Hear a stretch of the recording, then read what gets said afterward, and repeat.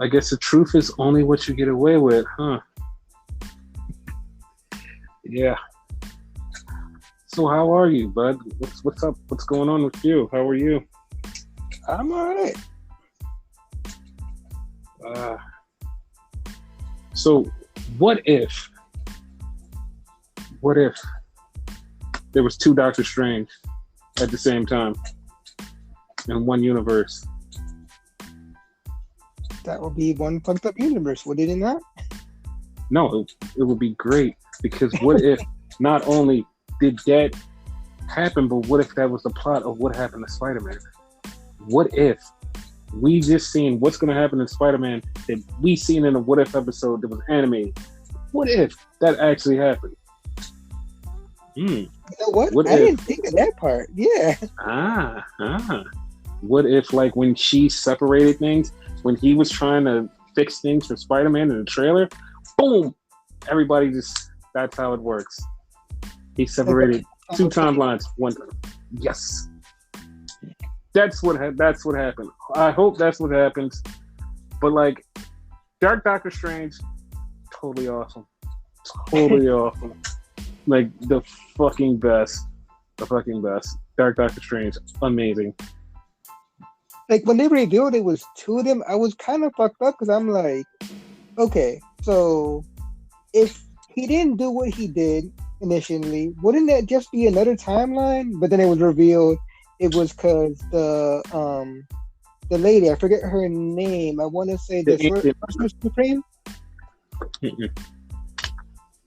Like, what she did, her, yeah. Like, her doing that caused it to happen. So I'm like, oh, okay, now it makes sense. Yeah, I don't know how you just, like, totally just that whole part, but, like, yeah. That was definitely a thing. Because I thought, like, soon as it happened, I was like, oh, that's what happened. And then she said, like, yeah, I split the timeline. But I was like, oh. And here's the funny part about this one was, like, it totally did change Doctor Strange's origin, because in the actual thing, he broke his hands. That's why he was Doctor Strange. This one, he never had that. He broke his heart, but he still was Doctor Strange. Like, the good one was still good because he really had that in his heart. Like, yo, I still want to help people. The other one was like, no, I cannot live without her. It was like something to the effect, like the guy in the library said, something to the effect, the difference between love and obsession or some shit like that. Something to that effect. Like, he said broken hearts can lead to a broken mind. Yes. And that's exactly what happened. That's exactly what happened. He broke his mind. Like, yeah, that happened.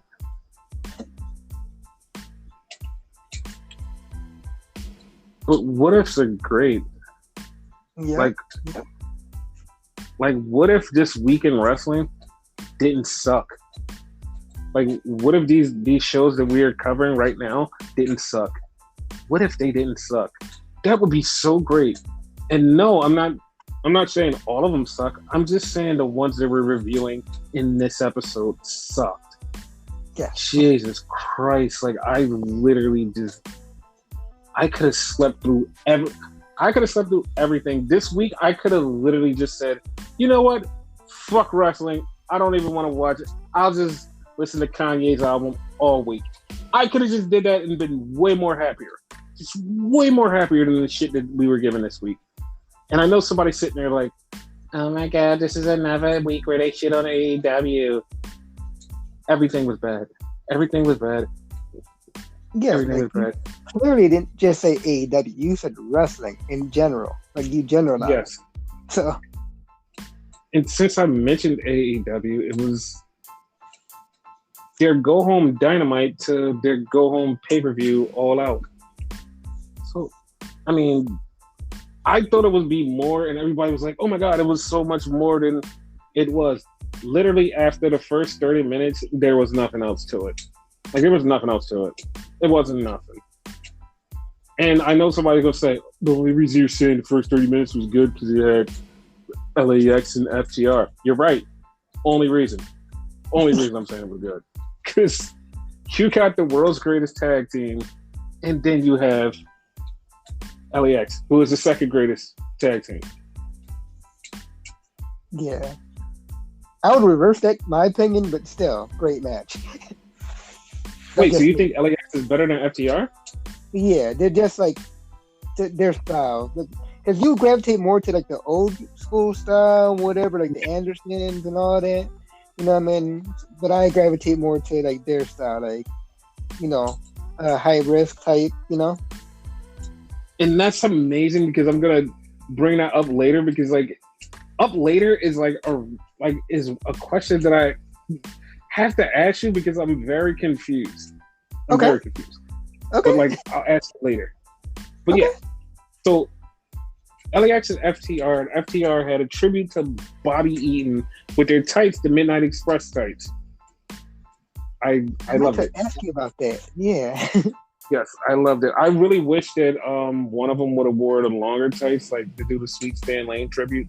But hey, man, it is what it is. Is he still around? Yeah.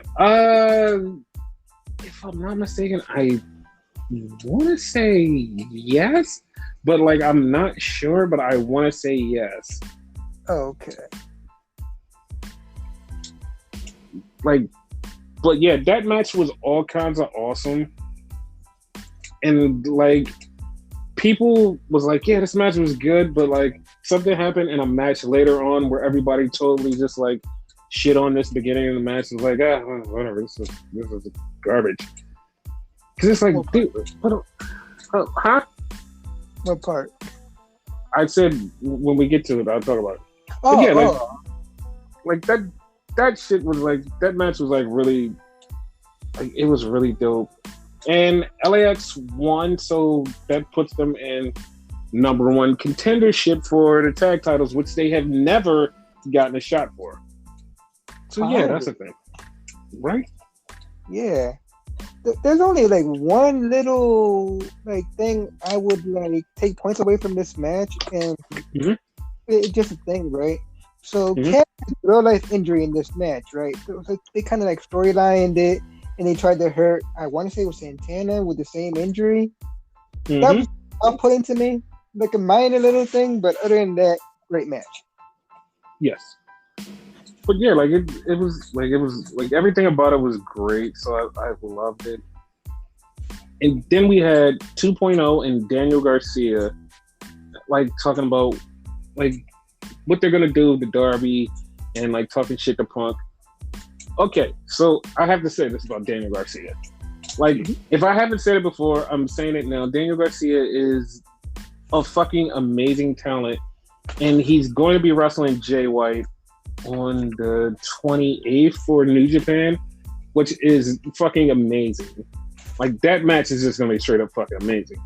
And Daniel Garcia is also fucking having a fucking dream match that I'm just like, oh my God, I can't believe you're actually having this match. He's going to have a match against Suzuki. And I'm like, I don't know how you even managed to do this, but as long as you don't die, oh my God, you get to wrestle Suzuki. Like, what the fuck? Like, what the fuck? Like, Jesus. Like, this is great. Because this kid is like fucking awesome in the ring. I love him. I love this kid. He has like that martial arts MMA type of style. So like him versus Suzuki is great. Yes, I love him. He's like a great technical wrestler. I can't wait. I love that kid. I love it. Yeah. So then we had CM Punk come out, and CM Punk goes, well, he's like, I guess you guys aren't over me yet, because I know the people said that like you guys would be over me soon. And it's like, dude, you've only been here for like 2 weeks. Like, and you're in Chicago. Like, come on. Like, come on. Like, come on. Like, I didn't say it, but like during the fucking show, I was about to tell you, dude, is he talking to us? Because we didn't say anything wrong. Like, what the fuck? No. I believe he was talking to us, but like I said, like, come on, like, it's not gonna be there forever. It's not gonna be there forever. I'm sorry. Nah. Like this is like, it's going to disappear and dissipate. And to be honest, if you were there and you were listening and you were watching, it's dissipating. It's not as fresh as it was. I'm not saying, oh my God, people hate Punk. No, it's like, you know, when you have a new shiny toy and you play with it and you start to get like, yeah, this is still cool, but I'm like starting to not play with it. Plus, there's about to be a bunch of new toys that's going to be more hype for it too. And then there's this one special toy that's been going for 7 years, it's been sitting over there in your goddamn corner. It's like you're playing with it now, and it's going to start to collect dust because you're going to not love it like everything else. You know what I mean? No, I totally know what you mean. Like, here's the thing: doesn't that feel like a trend in AEW? Because I feel like that line that you just said, like, you said it a lot for AEW, and that's like not a shout to you, because like it's always true. So they always get these new toys. Like, can't they fucking just like deal with what they got for a minute? It's like every other like week or month they have a new toy. Okay, so I'm not gonna shit on them for having new toys, because this is like the perfect thing for them. Like, as a growing company, you have this set base, you have these bunch of people, and you get a bunch of free people that's like new and just out there. You're like, fuck it, of course I'm gonna fucking use them. I'm gonna bring them in because they're fucking hot and people want them. Yes, they're gonna bring in new toys. Yes, they're gonna bring in new people. But like you're saying, it's like bad because they keep bringing in these new people. But they're gonna bring in these new people and they're gonna start to get into the system and they're gonna start to work. That's gonna be the problem. That's gonna be the biggest problem, because it's gonna be everybody that everybody likes. Once they start getting into the program and they start getting into stuff, people are going to less and less be more excited, more hype for them. It's going to start feeling like normalcy. And once normalcy sets in, then it's just going to be like, it's just another show. Like right now, it's like, because the influx of new stuff is like your new stuff, like you're sitting there. Okay, like you have a fucking hot plate of food and you're eating like a bowl of cereal or something, not cereal, like fucking goddamn oatmeal. Like you have oatmeal and you're eating it and you're like, this oatmeal is pretty good. Then you put some chocolate in it, you're like, oh shit, this is really great. Then you put some apples in it, you're like, apples and chocolate and oatmeal is fucking amazing. Then you put some cinnamon, you're like, holy shit, this is great. Like all of this stuff is into it. But as you're eating your oatmeal, it all starts to turn into normalcy. By the end of it, you're just like, okay, I'm full and this is kind of cold and I don't like, I mean, it's good, but I mean, it's like, it's cold. It's cold. Like, yeah, no, put something new in there. Okay, well, that makes me eat it more, but then again, it's going to get cold and it's just going to just be there. Yeah, it tastes good, but it's like, it's just there. Yeah, I totally got that. Like, it's not so much out of AEW, what I'm saying, because perfect business right there. You know what I mean? Get as much as you can, you know? It's more so a thing with the fans. But like, I'll use a fucking food analogy too. Like, you have cookies and cream. Yay, you have vanilla. Yay, now I don't like the cookies and cream anymore. Now I want the chocolate. Yay, fuck the vanilla. Yay, you know? Yeah. But like I said in the beginning, the truth is only what you get away with. Like, what you get away with is what people believe in. Like, that's the truth. That's what people believe in. That's the truth. A liar will get caught, and that means you're wrong. And, you know, right now, the truth is only what you get away with. So that's the thing. That's the thing. It's only there. But back to the story. Punk is talking, and 2.0 and Daniel Garcia come out and beat him up. And then here comes Darby and Sting. This is something that, like, I actually didn't like, but a lot of people was like, hey, you know what? I kind of like this. I didn't like this. Because 2.0 and Daniel Garcia beat up Punk, and then Darby and Sting came out. But then CM Punk, out of just being gone for 7 years, first time on television, does the GTS. On television, free TV. Boom, GTS. wait, he didn't do his first GTS on television to Darby?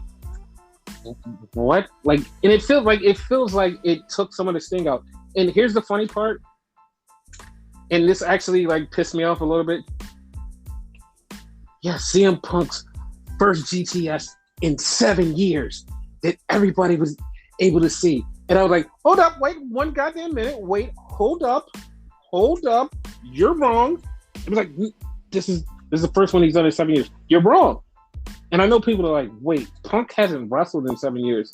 You're wrong. Because here's something that a lot of people keep forgetting. And somebody actually got mad at me because I called it out. Like, when it happened, somebody got pissed at me because I called it out. And I'm dead serious. If you go back and look at my Twitter, you will see when that happened, somebody called me the fuck out. And Sean Ross Sapp, you're the one who called me out. He said, hey, stop doing that. You're ruining people's fun. Because in 2014, CM Punk said on his fucking podcast with Cole Cabana, if I ever came back, I'll be under a mask or something and like attack somebody and do something. Oh, fast forward. Yeah, fast forward. 2018, I think it was. They had a little indie, yeah, they had an indie show. CM Punk in a mask, slid in the ring, picked the guy up, GTS. Internet immediately knew who it was. They were like, "Oh my God, it's Punk! Oh my God, it's Punk!" And everybody's like, "Wait, we don't know if it is Punk."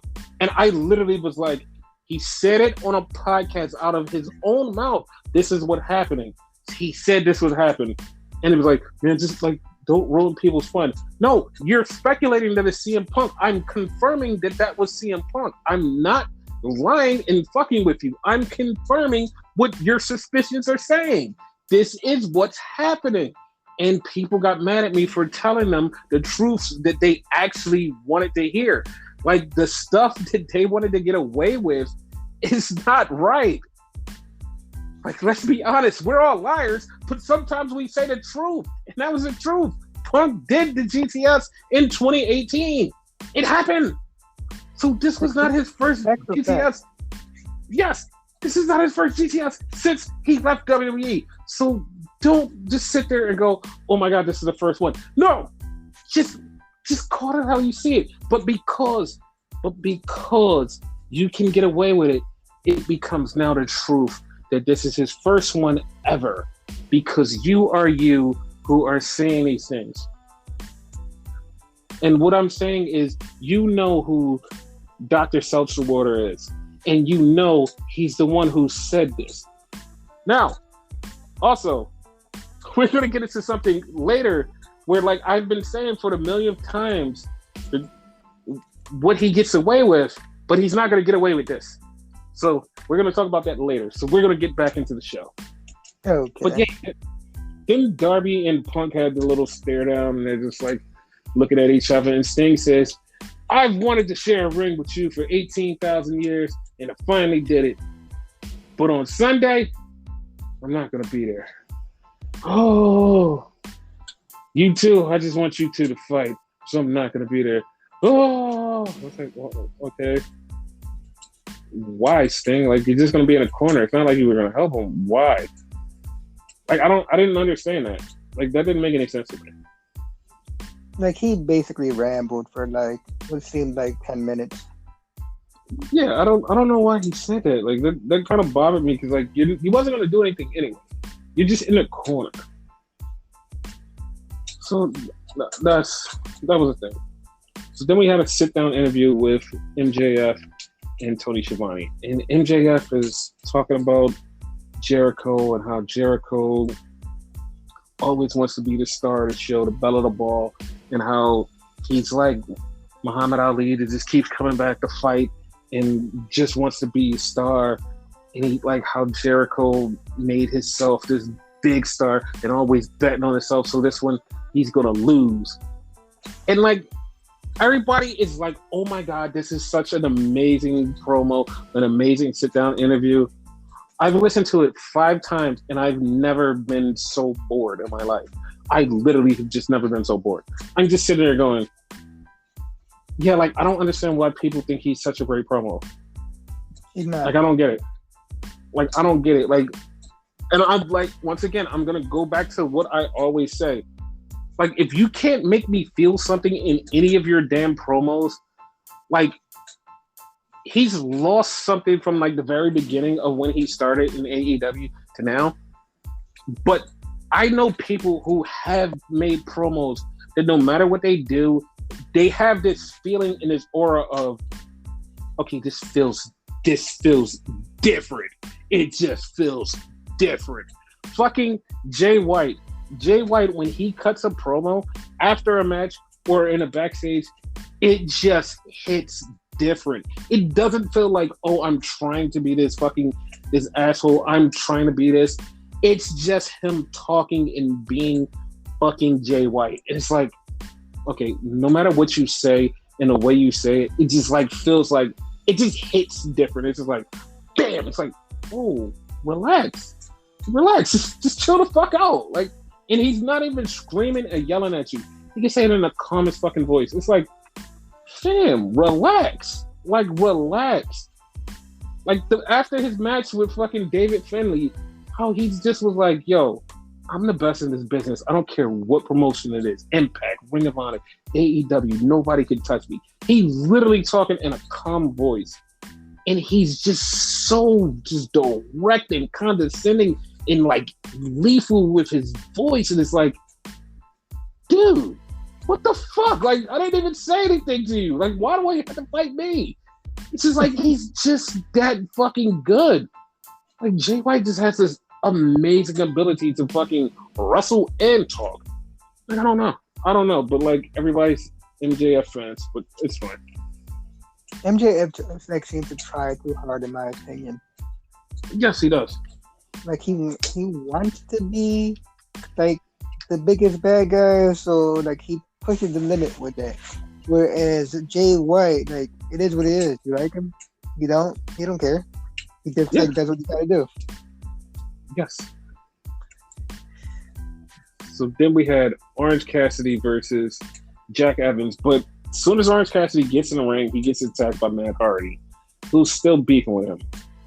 So Jack Evans is wrestling, and like, I'm looking at Jack Evans, and this is gonna come off as an insult. But when I say it to you and bring it back to like the beginning, Jack Evans looks old.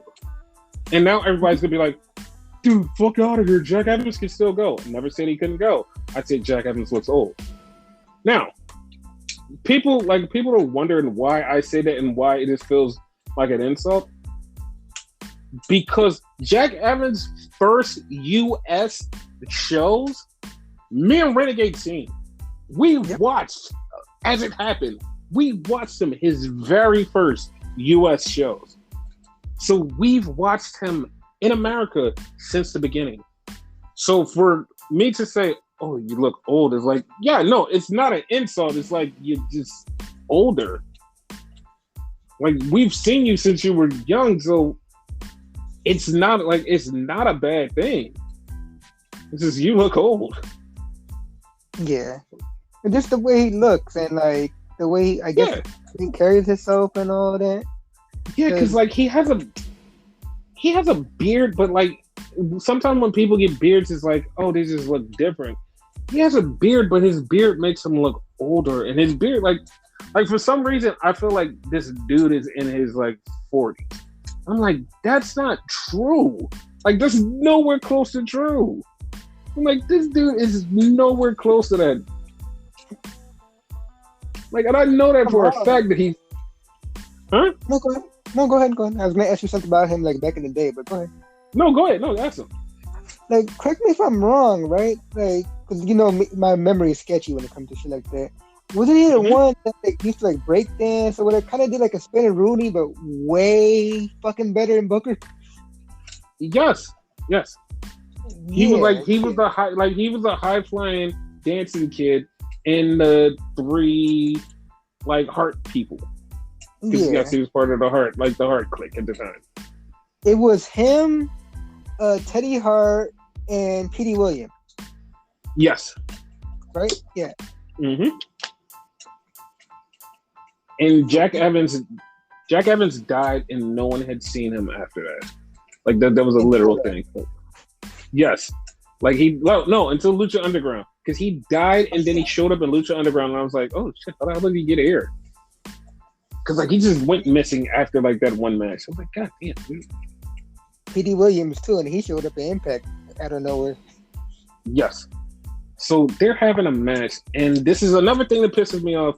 And like I said, once again, truth is only what you get away with. Everybody is like, oh my god, I've been waiting for this to happen for so long. I can't believe this actually happened.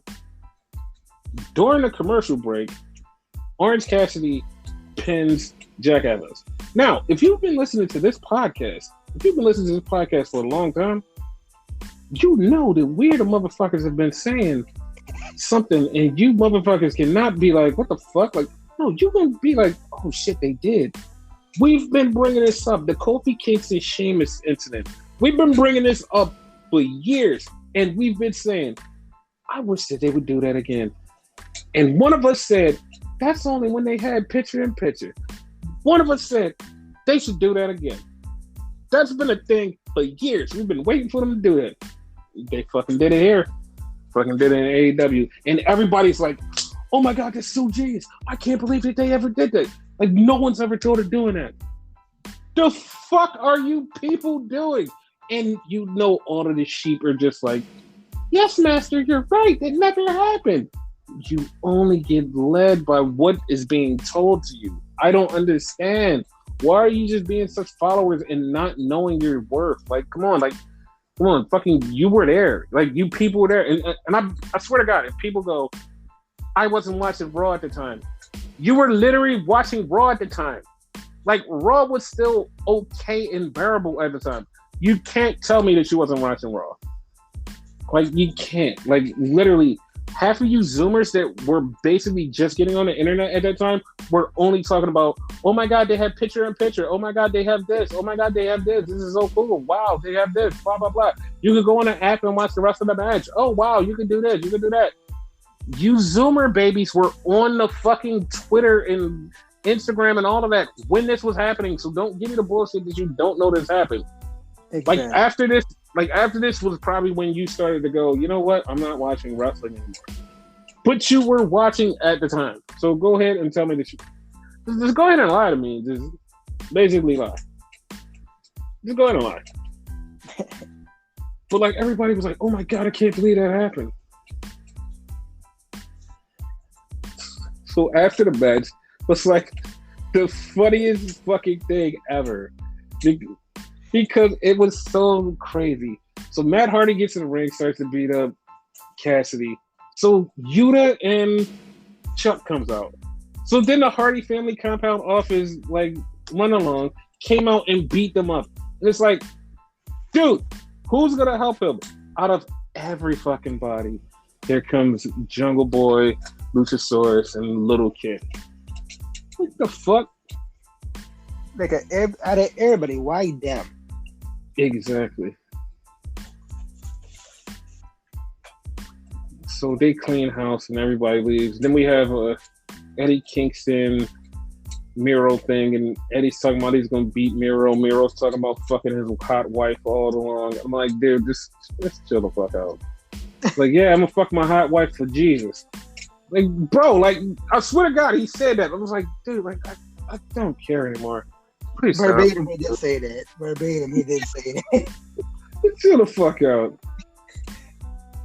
So we had a Chris Jericho and Jim Ross thing. Jim Ross is talking about Jericho, and Jim Ross in his voice is starting to tear up and cry. And like everybody's like, oh, he's doing that because he thinks that Jericho's gonna lose. And I'm like, I don't know if you guys understand the writing on the wall, because I see it in his face and I feel it in his voice and everything in his stance. That ain't for him. That ain't for Jericho. That's for JR. JR is feeling like he's standing in that ring and he's feeling like, yo, my time is coming to an end in wrestling and I feel sad. like everybody's like, oh, it's because he's thinking of Jericho and like how long they've been friends and how long like they've been talking. No, motherfucker, it's because he's standing in that ring knowing I don't get to do shit like this all the time. And I know that this is coming to an end. It's going to be a day soon when I'm not doing this. And I'm just sitting back there doing other stuff. It's coming soon. And that's what he was feeling. Knowing that Jericho was thinking about the end of his career in this quote unquote match, he was literally thinking of his actual end of career. And everybody's jumping at that. Like, to be honest, don't be surprised after All Out, JR goes, guys, well, I'm glad this is my last one, but I'm done. I'm out of here. Don't be surprised. Do not be surprised if that's happening. Because that's exactly what that read to me from JR. It was like, I'm not crying because of him. I'm crying because of me. And you stupid idiots are thinking, it's because of Jericho. No. Yeah. 100%. Yeah. But what if, like, Jericho does indeed lose, right? Mm-hmm. Because the commentator, but he's the one to replace JR. I would love it. Now, here's the funny thing about this Jericho and promo. So Jericho is talking about the first time he met JR and like when JR signed him. Now, I did from the wrestling historian, the Seltzer himself said, this was actually a really fucked up story to be telling out in public, but it doesn't even matter anymore because there's no way that there could be any repercussions. You want to know why this is fucked up? Why? Jericho met JR when Jericho was fucking under contract with WCW. It was contract tampering, and that's how he signed with WWE, meaning with JR. Oh, so fucked up. So Jericho's out there talking about how sad it's gonna be, and like he's gonna beat like MJF, and he doesn't care, and like I'm putting my career on the line, and if it ends, it ends. But I'm gonna beat MJF, so it's not gonna end. And he's all teary-eyed and trying to get people to bite that this might be the end. And like Renegade said, it might happen, but I just have this weird feeling like they're not just gonna keep dicking around and having MJF beat him to get to this. So yeah, that was that. We had fucking Cage and Will Hobbs, fucking powerhouse match, just like slamming each other. And literal, like, it ended when they threw Brian Cage into the rope and Ricky Starks hit Brian Cage in the face with the damn title. And they won. Nowhere. He runs very fast. So the Nightmare Factory comes out and they call out the Big White. And the Big White comes out. The Factory. The Nightmare Factory. The Factory. Okay. Yeah. The Factory comes out and they call out Big White, and it's like 20 of them for some goddamn reason. So the Factory's out there and the Big White comes out. Big White just starts beating everybody's ass. And then, like, all of a sudden, the Gun Club comes out to help him. And they get the chair. And I knew immediately since they got the chair, I'm like, oh, God, they're going to fucking turn on him. They turned on him. And fucking QT Marshall. And I'm like, I see the chair, and I'm like, you're talking about Billy and them, aren't you? Yes. Yes. So they beat him down, and that was a thing. So all of a sudden, like, Tony Schiavone's like, Britt Baker's got some free agent news, and everybody's like, it's Adam Cole. It's Adam Cole. It has to be Adam Cole. And I'm like, there's no chance in hell that it's Adam Cole right now, because literally right before the show went on, Adam Cole was on Twitch playing games. Like, and that was from fucking Florida. He was literally playing games. It was like, yeah, guys, I'm so happy to be here. They're like, yeah, all right, yeah, whatever. Like, yeah, whatever. Like, so she act like she had some free agent news, which the free agent news was she signed a longer contract. You're like, oh, that's so dope. And then she was talking about Jamie Hayter and not Britt Baker, what is her name? Reba are in the battle royal, and she goes, they both can. One of them can win. It's Jamie. Like, dude, what the fuck? The fact that she took it back so quick was hilarious. Yes. So then we had a Tanara Conti versus Penelope Ford. And they had a match, and I'm going to refrain from saying anything about this match, but except for she got jumped at the end, she being Tanara Conti, pronouns pal, and out of nowhere, here comes Anna Jay returning, which I totally forgot that she was gone for so long that she still existed. Not even joking. Like, if she came back and she... Mm-hmm. I'm going to say the funny part, she came out with Dark Order music, which obviously she's a member of Dark Order, but she has her own Dark Order-ish type of music. So, like, yes, it kind of fucked me up that she came out with the exact Dark Order music. So, like, I'm like, wait, there's 10, like, 5, like, who is this? Like, I thought it was going to be, like, one of the guys coming out. No, it was Agent 99. Because, like, I knew it was a woman coming, but I totally forgot that Anna Jay existed. And speaking of women, we get a Thunder Rosa promo in the back, and she gets interrupted by Nyla Rose and Jade Cargill, and they're all in the Battle Royal, so they just decide to beat up Thunder Rosa and just leave her laying. And it's like, okay, well, you left her laying. And you're like, and then they about to fight, and they're like, no, save it for the match. Okay.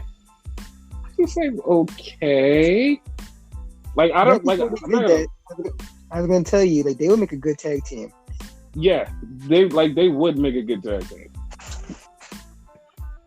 So speaking of tag teams, it was an 8-man tag with Jurassic Express and Penta and Phoenix versus the Good Brothers and the Young Bucks.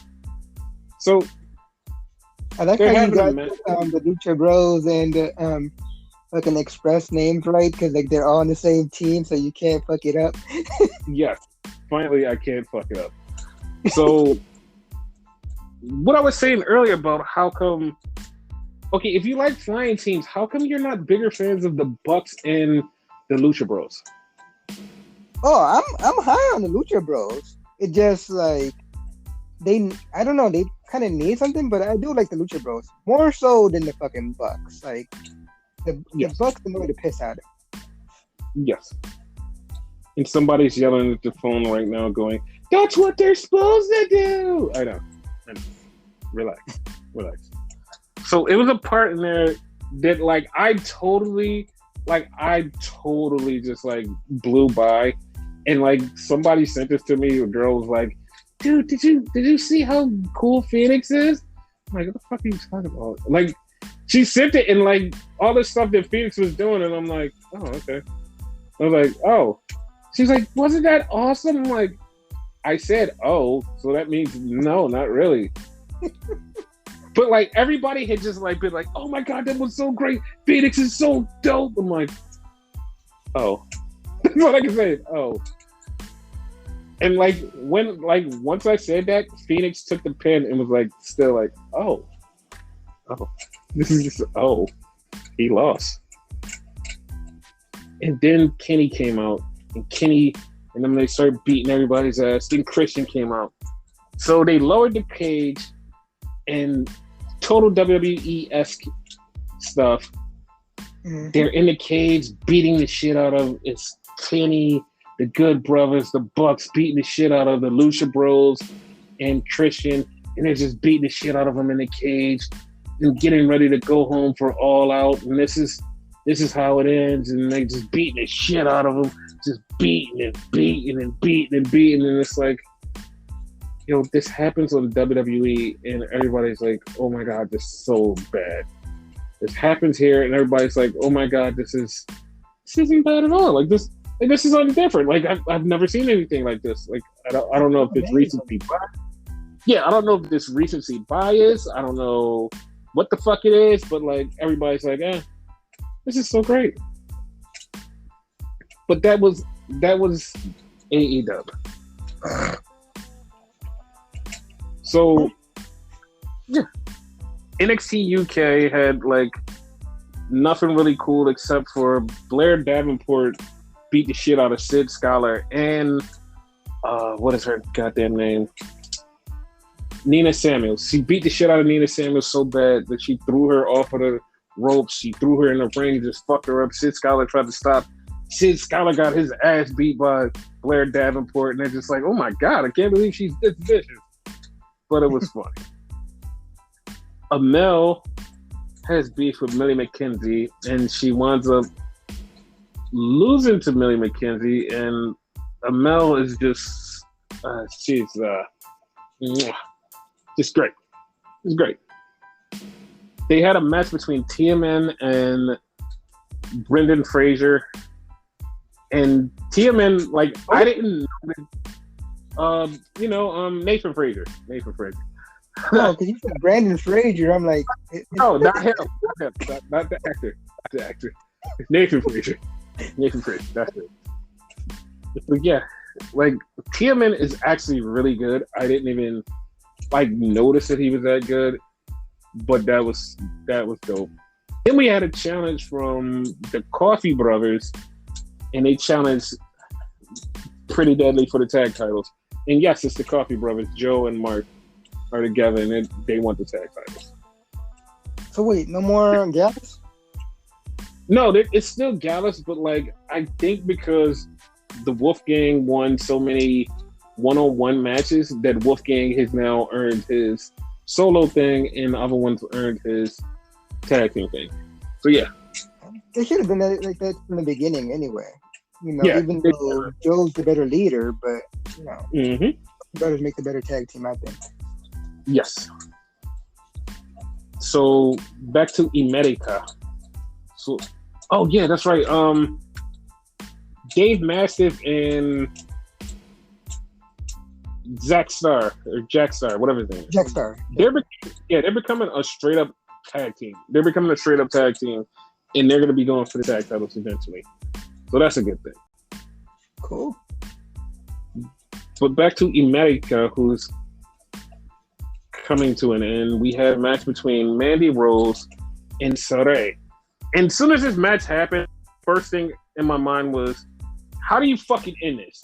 How do you fucking end this? Because you're trying to build up Mandy Rose, and Saray shouldn't be losing. How the fuck do you end this? There's no way you should end it. This match shouldn't even been booked, to be honest. It's how the fuck do you end this? You're trying to build up two different people, and you're putting them together right now for no reason. How do you fucking end this? Well, they figured out a way to end this. They did.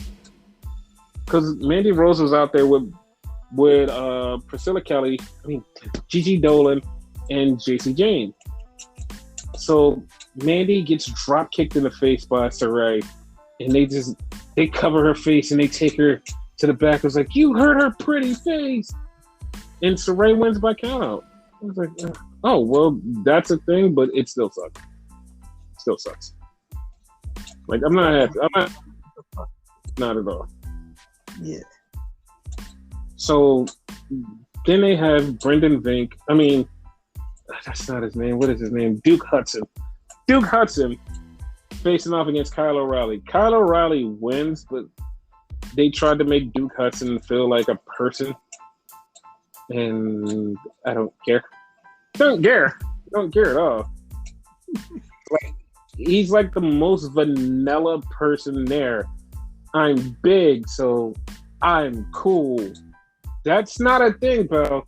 Big and cool doesn't mean anything. You can be big and whatever. You're a vanilla person. No one likes you. Whatever. There's nothing cool about him. No, from no. Music down. Nope. So then we get Ilya Dragunov. So he goes out and he's talking to people, and he's such a nice dude that he's oh yeah, guys, I'm here, I'm champion. I'm glad you guys supported me. And they're yay! Then we get Kaylee Ray, and they're Kaylee Ray, why are you here? She's I'm here to fight. I'm here to fight everybody. I'm fighting anybody. Ember Moon, I want you. I want this person. I don't care. I want them all. So they set up a match between her and Ember Moon. Then we have a backstage thing with Carmelo Hayes. So Carmelo Hayes is like, yo, I got the contract, so I could go for any title, like the North American title. So Elektra was like, whoa, you can't go for that title. That's Santos Escobar's. I was like, but nah. Then Santos Escobar, which the man with drip, comes out and is like, yo, fam, we're going to have to fight. Because you can't have that. I got to have that. This guy has drip. He just has drip. Like, no one can tell me he doesn't. He's better than anybody. Yeah. So, yeah. So then we had Imperium versus Drake Maverick and the other dude from the Breakout tournament, who somebody literally said, wrestling journalists is going, this is the first time this guy's been on TV. Like, legit, you said that. This dude has been on a fucking tournament. Like, you legit said, oh, this is the first time this guy's been on TV. I don't even know who he is. I don't know who he is because I don't give a fuck. But you're supposed to be a better journalist than me. Like, people actually pay $10 to fucking tell you, like, shit. It's like, what the fuck? Like, all you're going to say is, like, I've never seen this guy before. This is the first time I've seen him. I don't know who he is. I don't know who he is because I don't give a fuck. You're supposed to do this for money. But hey, whatever, fuck you. And so, Imperium... And I'm the one with bad memory, and I remember the guy. Yeah. Imperium gets the win, and that's the thing. Then we have a little backstage, Johnny and Indy and Dexter Lumis. I forgot his goddamn name for a second. Yeah. This is actually, like, I actually didn't think this would work. I didn't think this would work. So, Johnny comes out, Johnny's doing this thing, and he does the way hand thing, and he's doing it, and all of a sudden, Dexter puts his hand up, and he's like, what the fuck? Where the fuck you come from? Then he gets in the ring, and he's standing there, and Indy and Dexter do their little crawly thing while he's not paying attention. He's like, what the fuck is happening? So he wanted to fight LA Knight. Match goes down. Good match, better than I thought it would be. Having a good match. Dexter's out there being Dexter. Johnny gets knocked on the floor. Dexter picks him up. And he's like, okay, cool. So Dexter puts his hand out like, hey, we're going to be away. We're going to be away. And Johnny goes, you know what? Fuck it. Johnny goes to do it, but LA Knight catches him. And LA Knight fucking pins Johnny Gargano. And it's funny because, like, Dexter Lumis, you look at his face after this happened, his eyes are like, ooh, I done fucked up. Like, how you do that with your eyes? He's like, I done fucked up. I didn't mean for that to happen. This coming from a character that has no emotion whatsoever. But, like, this is the most he showed emotion, like, his whole, like, NXT career, I think. Yes. It was actually funny because his eyes, like, you can see in his eyes, was like, like he's like, I fucked up. Like, you remember when Indy was talking shit about him when, like, he was giving the massage, but she didn't realize it was him? Mm-hmm. He didn't even show emotion then. Nope. So then we had MSK go say, hey, listen, I want to fight Oni and Danny because they didn't technically lose the tag titles, so I want them to defend the tag titles. I mean, not defend the tag titles, get a shot at the tag titles. So that's the thing.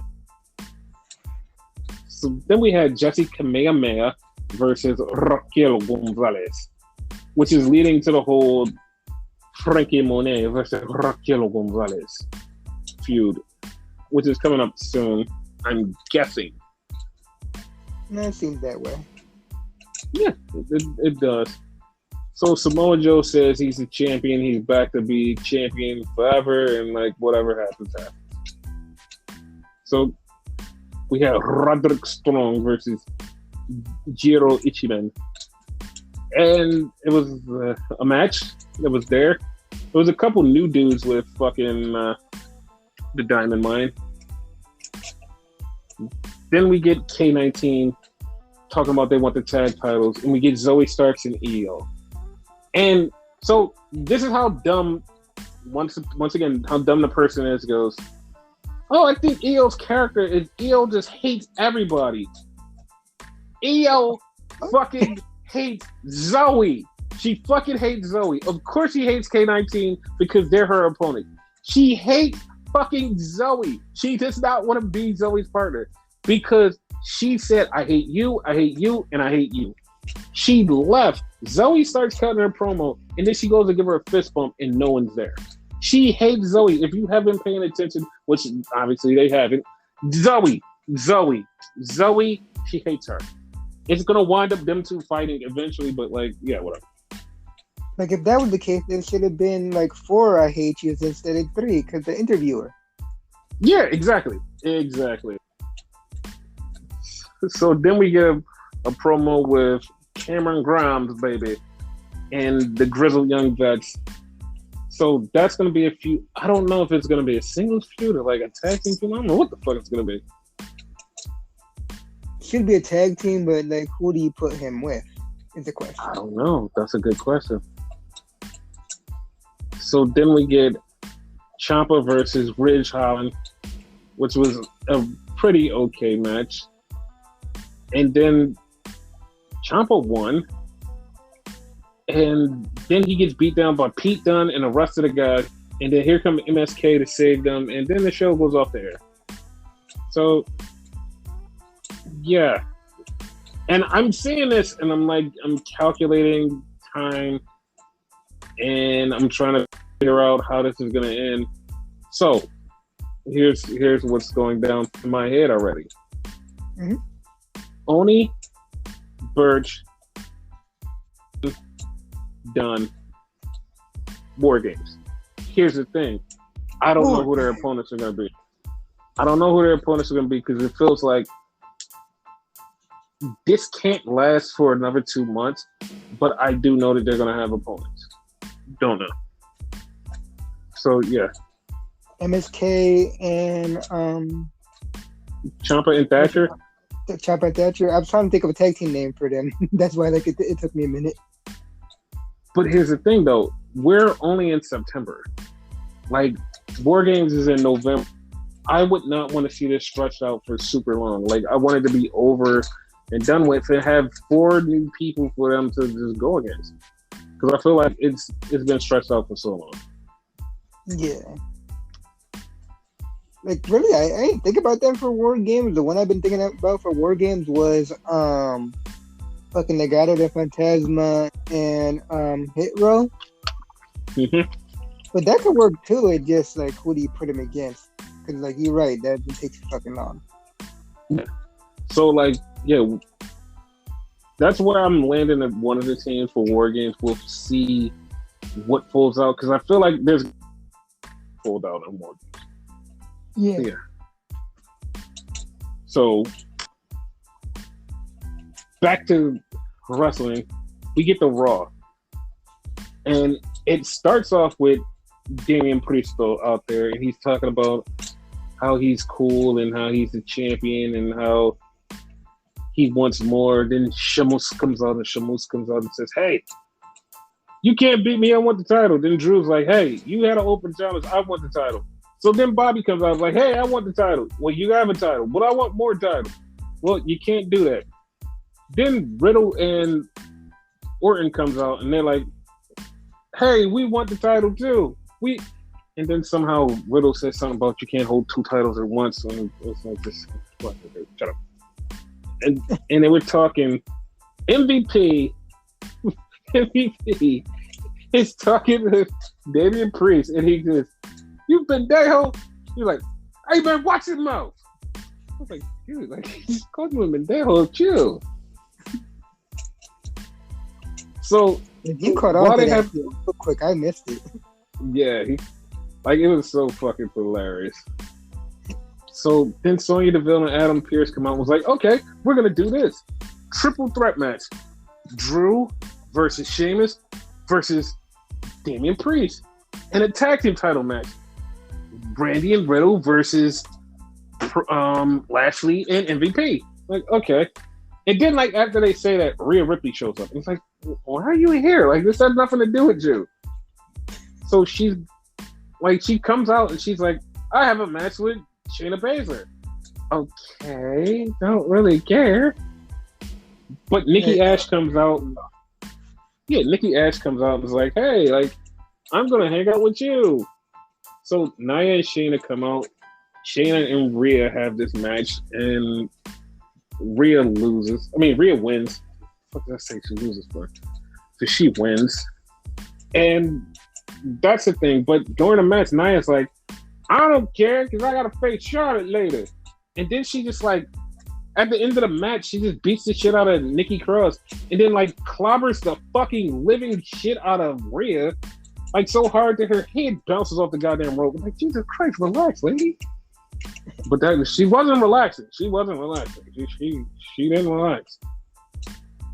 So then we see a tag team we haven't seen in a long time. The Viking Raiders versus Jake and Veer. They could have had them against Veer and Shanky, but like, hey, what the fuck? Also, what the fuck they let the Viking Raiders beat Jinder Mahal? I guess Jinder Mahal don't mean shit. Right? Right. Former WWE champion. Former United States champion. Fuck him. Yeah. Yeah, this is basically what they said. They was like, nah, fuck him. We don't give a shit about him. Like, dude, like, fucking care. Like, just a little bit of fucking care. Like, just fucking be consistent and care. Whatever. They don't. And I remember, you were like one of the only ones that enjoyed his title run, his WWE title run. Exactly. Here's the funny part about care. Like, everybody has said this about, like, the caring, like, how much they don't care. Mm-hmm. So when they had the triple threat match, Damian Priest versus Sheamus and Drew, you want to know how much they actually care? How much? Drew got beat by Damian Priest. And I know you're like, what the fuck? How the fuck did Drew get beat by Damian Priest? You're not seeing the huge fucking picture here. Damian Priest actually beat a former WWE champion. Damian Priest has not lost since he's been on the fucking main roster. Dude, I don't know what to tell anybody. Like, this is impossible. WWE always just loses faith in people. Damian Priest has not lost yet. It's like, what the fuck? Like, is this, like, seriously? That's huge. Yes. And, like, especially putting him over fucking Drew? Like, what the fuck? And Sheamus for that matter. It's like, people forget Sheamus is a former champion, too. Yes, like, it's just fucking crazy. Then we get a Dr. Robotnik talking about he's coming after Sonic and he won't stop until he gets Sonic's rings. And what have you brought that up? And we were like, all right, fuck it. We'll get to that eventually in Saudi Arabia, Doc. So then we had a Reggie promo. And the only thing about this Reggie promo that fucked me up was he was on a bridge and I'm like, he's jumping off the bridge, isn't he? He's going to jump off the bridge. He's jumping off the bridge. Nah, he didn't jump off the bridge, but he did some weird shit to get down. I'm like, fuck, he didn't jump off the bridge. Fuck. That was some crazy shit if he would have jumped, though. Yeah, I was waiting for it. I was like, jump off the bridge. Jump. Jump, bitch. Jump. And he did. God damn it. So then we had Eva Marie versus Doudrop. Doudrop has a new entrance where she's sprinkling her fingers like little dewdrops and touching the fans. And it's like, okay. So everybody has been talking about Asuka. So seltzer water, like the journalist, the person who doesn't lie, the person who gets away with it, didn't get away with it because he goes, oh, Asuka's out because they have nothing to do with her. Like they have nothing for her. That's why she's not out. She's not even injured. Shit has nothing to do with her. Asuka. Fine. Asuka's like, hey, listen, I got my teeth fixed. Dude, you have a fucking cast on your arm. This is the thing that you're gonna talk about? Yes, I had my teeth fixed. Asuka, address the arm. Like your arm is fucked up. Say something. No, I got my teeth fixed, guys. Dude, wait, you're literally in a Photoshop. Yes, but she literally has a fucking cast on her arm going, hey guys, I got my teeth fixed. Everybody literally under her picture was like, dude, what happened to your arm? Oh, I got my teeth fixed. Your arm! Dude, what happened? It's fucked up. Like, it did everybody in the know was like, Hey, that bitch lied since they had nothing to do for her. She's injured. That's why she wasn't there. I didn't know she was injured. Maybe it's because, oh, shut the fuck up. You didn't get away with it. Back to the show. Back to the show. No. I have to say something on that. Like, if you don't know something, just keep your mouth shut. Like, you know what I mean? No. Because I could get away with anything because people believe me. And no matter what happened, people are going to believe me because now the shift has turned into people believing anything I say. And any bullshit I say is starting to become reality. That's why I've been saying the truth is what you can get away with. And the truth is literally what you can get away with. What he gets away with is what they consider truth. Bible, open, hymn, words. No. The only thing I ever agree with this man on is his political view. Not even lying. Everything about his political view is fucking spot on. Me and him get along the same. Everything he thinks straight up about the political field and thinks about the fucking world and humanity, I fucking agree. I fucking agree with this guy. Wrestling, we're stark contrast. Stark contrast. That's it. Yeah, because it is weird. Mm-hmm. Cause that's why I leave the reporting up to you. Because like I'll be the first one to say like I don't know shit. Yes, but I do work. I do stuff. Yeah. Stuff. Yes. So back to the show.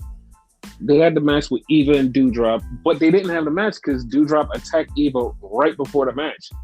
So they just drew the match out, and Eva got the win by accident. A lot of people had a lot of fun with that Eva match, but we'll move on. We'll move on. So then we had Karrion Kross versus Humberto Carrillo. I don't know why we had that match because Humberto Carrillo died to Karrion Kross. I'm just shocked like he didn't come out with like his stable. Listen, he's not a horse girl. He's not a horse girl. No, I'm talking about X, Smash, and Crush. Okay, dude. Okay.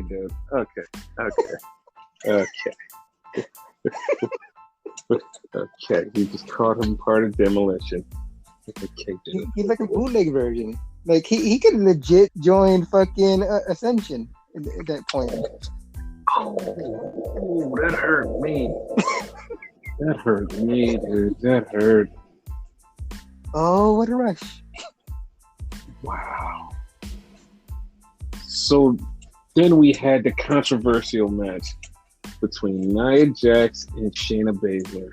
I mean, goddamn wrong. Nia Jax and Charlotte Flair. That's how controversial it is. It fucked me up to even talk about it. Yeah. Nia and Charlotte. This went off the fucking rails. Like they was really hitting each other, throwing at each other. This shit got serious. This wasn't for play. This was serious. This was some serious shit. What's your take on it? Like I went back and watched it because like people kept saying like it was for real, it's for real. Like I just like watching it with you. I only saw like the one like power bomb at the end, which she fucked her up. Like Nia, she fucked up Charlotte. But there was another spot in there where she fucked her up. There was another spot in there where fucking Charlotte kicked the shit out of her face. They were smacking each other like, what the fuck? Yeah, because it broke down. The thing was, like, it broke down in the middle, and if you're watching it, you're like, something fucking happened. Like, something happened. Because it was one point where Charlotte was trying to do something, and Nia was like, no selling the shit out of it. And Charlotte was like, no, fuck this. You're going to feel this. And they just got into like a half fight in this bitch. And it was like, okay. Because part of me, like, when I was watching it, it was like, all right, somebody fucked up somewhere. They're trying to fucking save it. And then they just kept hitting each other too hard. And I'm like, this doesn't seem right. And it just kept going. And I'm like, oh, it doesn't seem right because it ain't right. And then like the slams and all that, I was like, oh, that's why. It ain't right. It ain't right at all. So then we had Johnny Old Man Morrison stuff, and then he was like, yeah, something, and he looks up to Almost, and Almost is like, I'm gonna fight you. Oh, okay. Me fight you, boss. So yeah, Morrison and Almost have a fight. Morrison died. So AJ is out there, and while AJ is out there, all of a sudden Xavier Woods comes out. Okay, they have a match. Xavier Woods loses. Okay, well, what the fuck is the point? So I'm like, all right, well, what the fuck is the point in all this? Because like, ain't nothing happened to nobody, and it's like, are they like? It's I don't know. I don't even know. Like, I can't even speculate. So Riddle comes out and Orton comes out. AJ and Almost are like, we're gonna sit here and watch the rest of the show. Okay, they sit there and watch the rest of the show, and then here comes MVP and Lashley. They had a match. Of course, you know Randy wins. So Almost AJ gets knocked down. Lashley beats up Riddle. Randy hits him with the RKO. And I'm like, oh, so it's gonna be Randy versus Lashley for the title? Okay.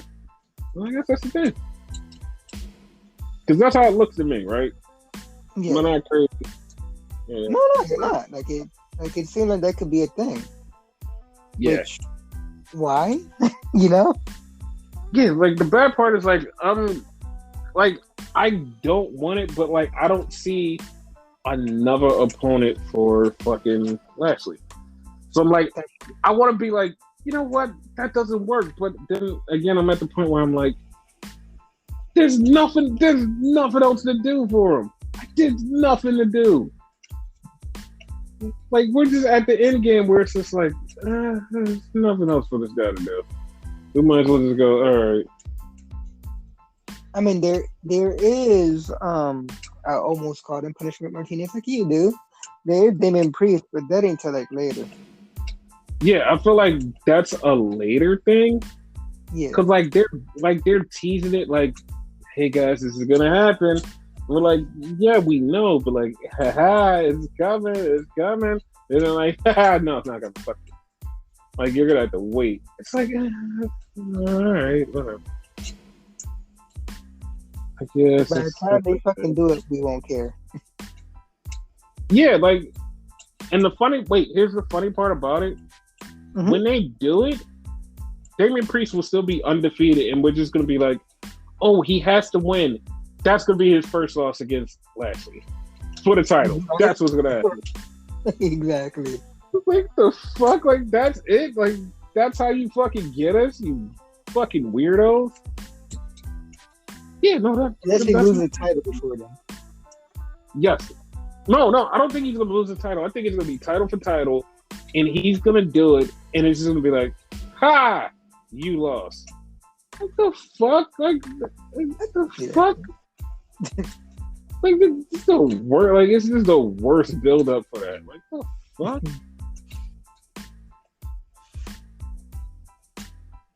Like, yeah, this is like that's so dumb.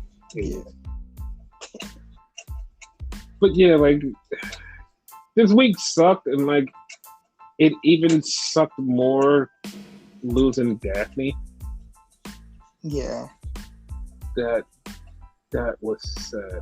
And I'm not one of those weird ass fucking skeptics, but it's literally been 3 years in a row. And like, I know that this sounds really fucking weird, but it's been 3 years in a row that somebody has taken their own life. Like, just beautiful people have gone. Ashley Mazzaro, Hana Kimura, and now Daphne. It just keeps happening, and it's just bad. Like, and it's all been around the same time frame. It's like, dude, like, we can't keep happening. Like, this can't keep happening, dude. This can't keep happening. It can. It's like I'm at a loss of words on that one. And so WWE today, like, put out a thing, was like, listen, we're putting out counseling for people who need it and people want it because we know what's going on. So this caused a fucking weird ass uproar, and I don't know how to explain it. One person who is on my shit list is like, I don't give a fuck about anymore. Like, I straight up have no fucking feelings for him. Is Carl Anderson. Because first off, Carl Anderson was angry at the NXT thing. I'm like, all right, cool. Like, brand loyalty, whatever. Like, hate. But when they came out with that story, Carl Anderson was like, oh fuck, and they just trying to put on the front, and he said some wild shit. Like, I'm not verbatim what he said because I totally forgot, but it was to the point of, and I know you people are like, you always preach context is key. Yeah, I know context is key, but I'm not going back to look at it because he deleted it. So he literally was saying something bad about the whole process of them like doing mental health, and it's like, okay, dude, like that was too far. Like all right, fuck you. Like, I have nothing else to say to you. Like, I used to think you were like really cool. Now it's just like, all right, fuck you. And somebody was like, when the Hana thing happened, WWE did the same thing. So this is not the first time they did it. They have this in place. And out of nowhere, Jake Atlas goes, yo, I know I shouldn't make this all about me right now, but for 6 months, WWE paid for my treatment and helped me with myself, and that basically saved my life. So I have nothing bad to say about it. Just, if you need somebody, they have the resources. So take advantage of it. And everybody was like, wait, what the fuck? Like, wait, that happened? Yeah, Jake Atlas said that they took care of him for 6 months and helped him from not killing himself. That was the thing. Yeah. WWE is not horrible as people want to think. They're bad, yes, but not, Yeah. So, yeah, like, but the Daphne situation is very sad, and from somebody who watched her, like, not only evolve, but start in this business and then evolve, and just was like, she's amazing at what she does, the Scream Queen. And I'm not even gonna lie to you and say like, oh, I've never heard of her before, but like she's great. Dude, I had a fucking crush on her the first time I seen her. Was like, she's fucking attractive. She's fucking hot. Her with David Flair and Crowbar, like dude, like she was hot. Like that was the point where you just go like, you know, I really do dig crazy chicks. That's it. That was it. Part about her? Uh-huh. I've had a crush on her 3 times and didn't realize it. Yeah, because she's crazy. She's into horror and she's cool. Not only that, right? Okay, but the first time, WCW, when she was like Scream Queen with David Flair, like you said, right? Mm-hmm. Now, this part I might get out of order because I don't remember correctly, right? She had a TNA gimmick where she was Sarah Palin. Yes, I remember that. Yes. Yep. Don't remember if this came before the other one I'm about to mention, but I liked her then too. Like I thought she was like really like beautiful then too. And then it was Nurse Daphne, which dumb me, I didn't put 2 and 2 together and whatever. Yeah. Back when Steven Richards was there, and he was Dr. Steven Richards for Abyss. Mm-hmm. I know exactly what you're talking about. Which one came first? Do you remember? Was it Sarah Palin? I want to say Sarah.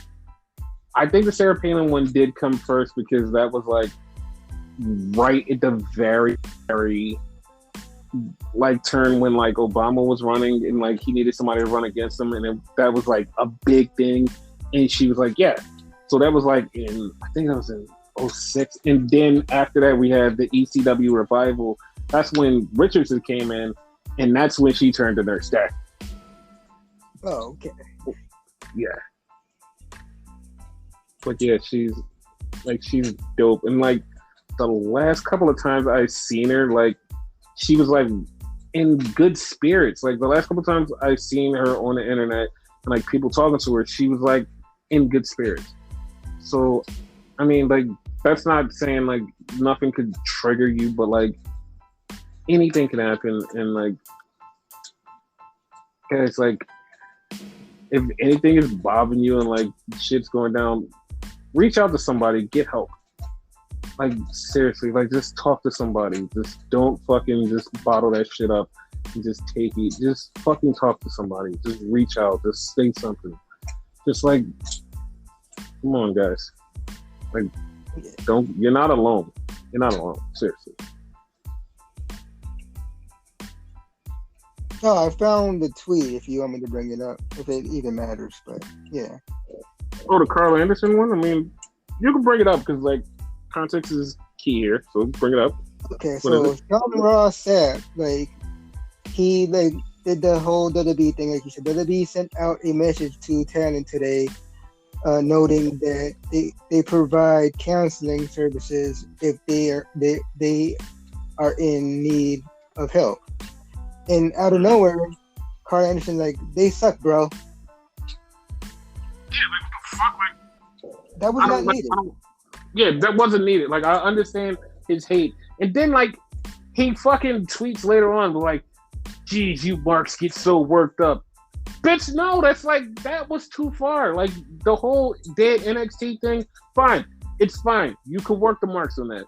This was like not needed, not on the day. And people was like, dude, not today, dude, not today. It's like, see, that's the shit that like when you cross the line like that and you just like go too far, like that's when like I just lose all respect for you. Like all respect. Like I'm done. Like I don't care what happens to Carl Anderson. Lost all exactly. Like I just got finished saying like I'm not really down with the Bucks like that. Mm-hmm. But up to them with their like little Bayou gimmick and whatever. I don't know if they promoted it, but like someone caught on their Bayou, it says Scream. So they kind of dedicated it for her. So that was nice of them, you know? Yes. Yeah. Like it's not all about this stupid war, you know what I mean? Or like it's not about wrestling all the time, you know what I mean? There's more things that are more important than wrestling, believe it or not. Exactly. Even though we're a wrestling podcast, there's more things important. Exactly. But yeah, rest in peace, Death. Yeah. Because I don't leave this in a fucking sad note. I'm gonna throw in some other news to like kind of make you not sad. I mean, like this. I don't know how you feel about this, but like, Will Ospreay has COVID. He has COVID? Oh shit! Yeah, he has COVID. He's double vaxxed up, and like he was talking about he had COVID, and he's double vaxxed up, and he just looks fine, but he just looks like you can see he looks sick, but he's like, yo, I got it. I'm double vaxxed up. I'm staying home. I had to cancel some shows, but you know, I got COVID, bro. And he's like, oh, that's fucked up. That's crazy. At least he got vaccinated and whatever. Yeah. Props for that, you know. Speaking of that, wait. So totally random thing, right? Mm-hmm. As y'all know, as this episode is going, like Impact is on, right? Mm-hmm. Big Boss is back here. Christ, however you pronounce his name. Mm-hmm. Just figured that was like a random thing to mention. Whatever. Like he fought against what's his face, the X Division champion, Josh Alexander. Okay. Like that was like really random to see him come back. He looked different. Okay. Yeah. But go ahead. I forgot where I was going with this, but yeah. So NXT changes. Mm-hmm. NXT changes. Everybody is like, oh my god, it's gonna be bad, but from what I've heard, for the foreseeable future, it's still gonna be Paul, Sean, and Road Dogg still running the storylines, but Vince and Bruce are gonna be in charge of the production. I don't know how long that's gonna last. Yeah. At all. So that's the thing. You know Vince is good for tearing up scripts and shit. So Yes. So on the last note. Mhm. Well, not the last note, but the semi-last note, because I'm going to leave you guys on a cliffhanger. So okay. the semi-last note, WrestleMania, 2 days. How do you feel about it? I'm like, first of all, I'm used to it because of, like, another company does it. I don't know if that's what you're about to bring up, the 2 day factor. And like, I'm already used to it because, like, I want to say they already did it like twice. Could it be? Mm-hmm. Yeah. Yeah. The other company, which Yes. you're about to mention, like, does it better, but whatever. Yes. Wrestle Kingdom 2 days is definitely a fucking great thing. Mhm. It's the best thing in the world. 2 days of Wrestle Kingdom. And when it first happened, everybody was like, WWE should do this. WWE should do this. And WWE was like, you know what? We're fucking doing it. We're fucking stealing it. We're doing it. And they did. So now it's going to probably be a new thing where they do 2 days of WrestleMania, which they definitely need to do because Jesus Christ, one night of WrestleMania is fucking atrocious. It's fucking atrocious. You compare it to that one WrestleMania, which I forget which one it was, where it was damn near like 1 o'clock in the morning or whatever when it ended. Yeah. To that, like, the 2 night one. The technical first 2 night WrestleMania. Yeah. That was WrestleMania 35, the one where Becky and Ronda main evented. That's the technical 2 night version. Yeah, like, don't get me wrong, it was a good WrestleMania. It just drained you. You know what I mean? Oh my god, it did it. It was, oh my god. But yeah. So I said I was going to leave you guys on a cliffhanger. And I'm going to leave you guys on a cliffhanger till the next podcast, which will be out on Saturday. So here's the thing. Adam Cole.